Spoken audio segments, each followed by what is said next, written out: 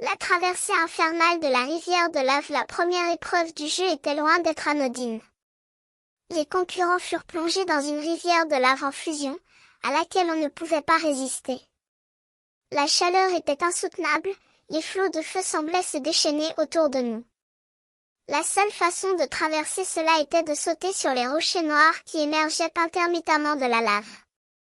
C'était un jeu de tremblement, où il fallait être prêt à tout moment à prendre le risque de glisser dans la rivière enflammée. Je me suis trouvé à côté d'un concurrent que je connaissais plutôt bien, qu'on appellerait peut-être mon copain. Nous avons commencé à sauter ensemble, nous nous sommes soutenus mutuellement, et nous avons même réussi à rigoler un peu malgré la gravité de la situation. Mais, comme souvent, l'envie de survivre a fini par l'emporter, et nous avons commencé à se regarder de travers, à se demander qui allait être le premier à être éliminé. La tension était palpable, et les concurrents commençaient à s'isoler les uns des autres. Chacun de nous savait que la seule façon de gagner était de se débarrasser des autres. Je me suis rappelé les paroles de mon coach: dans ce jeu, il n'y a pas de place pour les sentiments, il n'y a que place pour les forts.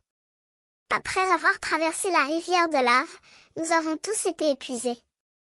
Mais nous n'avions pas le temps de nous reposer, car il fallait immédiatement voter pour éliminer l'un de nous. Le vote a été difficile, car nous avons tous été d'accord que nous ne pouvions pas nous permettre de perdre l'un de nos propres. Mais, au final, il a fallu choisir. Et c'est là que mon copain a été éliminé. Je me suis sentie coupable, comme si j'avais trahi notre amitié. Mais je savais que c'était le jeu, et qu'il fallait faire des choix difficiles.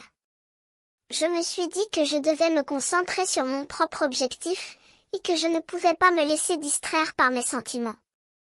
La première épreuve était terminée, et nous étions maintenant face à la deuxième.